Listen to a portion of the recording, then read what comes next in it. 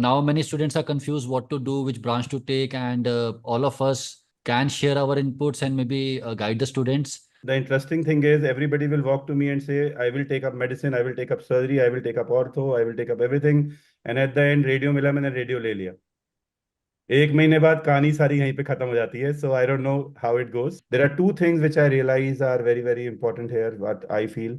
One question that students have in mind is MD-MS versus DNB. Second is, first option I am getting MD-MS in another branch, but I wanted something which I'm getting in DNB. All right. The third point that people talk about is the saturation in branches. And if it's not an end branch, right, about the future exams. What I tell you is, if you love a branch, take it, whatever you're getting. Dr. Praveen already has made a video on the same, and he has also posted multiple times on the same. So if you know what you want, it is absolutely you should choose. It is just like if you know the person whom to marry, the venue doesn't matter. So choose the branch that you wish. That is all. And second, the saturation point is asked to me a lot in orthopedics. Look, a branch which is evolving with technology will never be saturated. There will be something coming up now and then. Knee replacement came, then computer came, then robot came. If you keep on updating yourself, you can never die. So any branch is there, you will always survive and progress. I was seeing a beautiful post today in the morning, which was मुकद्दर का सिकंदर में जो वो है Amitabh Bachchan is riding a bike. There is a tempo behind and there is a scooter behind.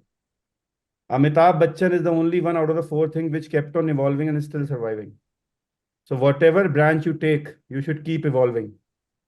Look at the example. You know what Goga Bhai said, scope bande mein hota hai. He took up a branch and he killed it. That everything was killed with it. He started teaching on the board and was the pioneer of going online in medical world. So this is how you do it. You know, you look at Dr. Vivek sir, and he kept on creating books after books and books after books and kept on studying, where his guidebooks is being replacing actually the textbooks. I know he doesn't like me saying that, but सच्चाई को कोई बदल नहीं सकता. So I think we go to Dr. Dilip sir. Sir, there are certain things you would like to share about medicine as a career, as a physician, because if somebody comes to me, if we remember, if we look at AIMS counseling, सबसे पहला seat medicine का खत्म होता है. This is the first seat that gets over. It has been perennial throughout, right, Zainab? This is the first seat that gets over. Medicine gets over radio. पता जरूरी है सबको पता होना. I was kind of ranked 32 in AIMS New Delhi exam during those days, and I couldn't get medicine, honestly. So this is something that's one of the most sought out fields. I mean, whether you believe it or not, whether you have studied medicine in undergraduate or not, anyway, you wanted to take up medicine somehow. So I think like first thing I wanted to say is the difference between the MD and the DNPs, because this is some question that I've been keeping on getting. So whether it's okay or not okay. So I can say from the perspective of what I am seeing in the DNP hospital for the last maybe 10, 12 years since I started practicing. Before that, I didn't have any exposure because I've been working only in the government colleges. But what I've seen with DNP is kind of more transparent environment, because generally you don't get the toxicity that you get in government hospitals sometimes. So it's more transparent environment. Consultants will be there. Yes, of course, you will not get more chances in the sense you will not get sometimes hands-on training maybe in the first 1-2 years. That's true. But you get to learn from medicine perspective. I think surgical perspective, Amrit sir is there to explain. But at least from medicine point of view, I can say the advantages are more with DNB compared to the of MD. So in the last 5 years, if you see, there is no stigma with regards to MD and DNB. The both guys are getting paid in the same fashion, almost very similar. And in fact, there are a lot of DNB guys, I can say, who are actually earning more than what I'm earning right now. So the difference is no longer existing. That's what I want to say. The most important. So if you guys have that stigma, whether to choose MD versus DNB, if you are getting DNB, well and good. Just go ahead. If it's a good hospital, just discuss with the people over there. And if you're okay with that, I would say just go with it. It should not restrict anything. And I don't think DNB has bonds either. You don't have any bonds also. So at least in government hospitals, you do have some bonds. For example, if you do in TN, you have 2 years bond. You have to do that. Or if you have to break it, you have to pay money. But DNP hospitals don't screw you with any bonds as well. And only probably 2 things that people get scared of DNB is maybe the pass percentage. But trust me, guys, I've been a mock examiner and in fact an examiner in DNB exams for so long. And what I have seen, the trend in the last maybe 5 years is students who are good are supposed to pass. It's not like, I mean, MD at least you will be some favorites for some professors or some assistant professors. So that favoritism or not being favorites may be an issue, but in DNB that issue is not there because anyway your exam is going to be somewhere else. And if you're really good, if you're really prepared well, and you're bound to pass and nobody can fail you. And most of the time exams are going to happen in a very neutral fashion.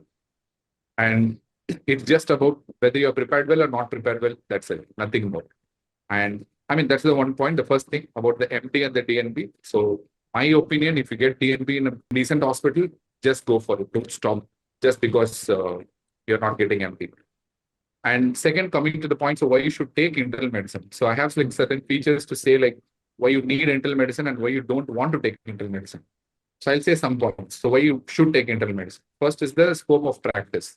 It has a very broad and wide range of practice. In the sense you can be a GP, you can be a specialist, you can be anything, wherever you want.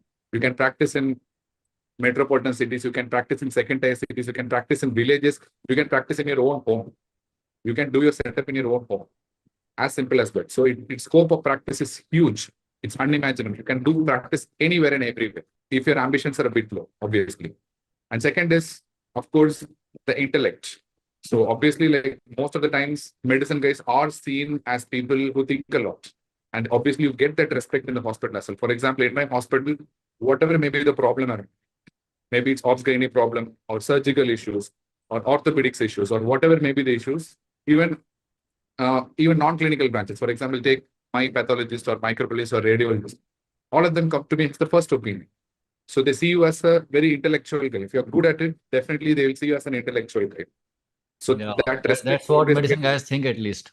Dilip sir, ortho, surgery, and gynae people come to you for intellect advice. Okay, noted, sir. We will talk to you. Yes, sir. I mean, I'm not saying intellect advice, but the routine, sir. Most of their families, I'm only taking care. This session may go in a very different direction. यार ortho वालों को ना सब दिमाग वाला मानता ही नहीं है. Sir, I'm not saying coming from ortho. They're not coming. Dilip sir, I have two questions for you, Dilip sir. You said that DNB medicine is as good, but do you think that in majority of the hospitals, the teaching, I mean, teaching may be very rudimentary even in the MD courses, but there has to be some teaching at least. Do you think that when it comes to teaching, maybe MD would be better than DNB? Again, sir, it's my own perspective from people what I've seen around. So in Chennai, if you see, in my hospital also has a DNB, not in medicine, but we have it in pediatrics. And if you see, there is another hospital called Sundar Medical Foundation, and for pediatrics, there's another hospital called Child Trust. Honestly, they do really well. They teach very well. And there are good teachers, and most of these teachers are actually retired professors from the government hospitals. And those are the ones who are like after retirement, they come here and they start their practice. So it depends again. Yeah. Obviously, like I don't know exactly about all the institutes, but what I've seen, like they do a good amount of teaching. The only cons I would say the surgical branch where they don't get good opportunities. That's absolutely true. But when it comes to medicine, most of the things, it's something that we observe and learn, according to them. So and more than the pass percentage, do we have any quantification? I mean, a couple of years back, it used to be very dismal. So I'm not sure whether it has changed or not. I mean, are we hitting 50%, 60% now? Yes, sir. I mean, when I go as an examiner, one thing I find is like people who really fail are people who don't know anything. And like very basics of basic questions. For example, I used to ask, maybe we start at an MBBS level, maybe at a final year MBBS level, the same level we ask the question. But once the candidate is not able to answer those questions, that is where they get failed. So generally, they don't get failed. So for example, last time in our hospital, the exam was conducted, 7 people out of 10 passed. I mean, that's a big number compared to the overall number. 7 out of 10 passed. And the remaining 3 who failed were basically people who didn't answer well at all. Okay. It all depends on like probably the knowledge. I don't think they purposefully fail in DNP. Okay. Like because in MD, it may be possible, I feel. Maybe it's your own college. In the past, the numbers used to be really bad, 10%, 20% pass. Now it's better, I guess. Now it's improving. It's better, then it's good. Okay. Dr. Probably better because many people are taking up MD. I mean, a DNP nowadays.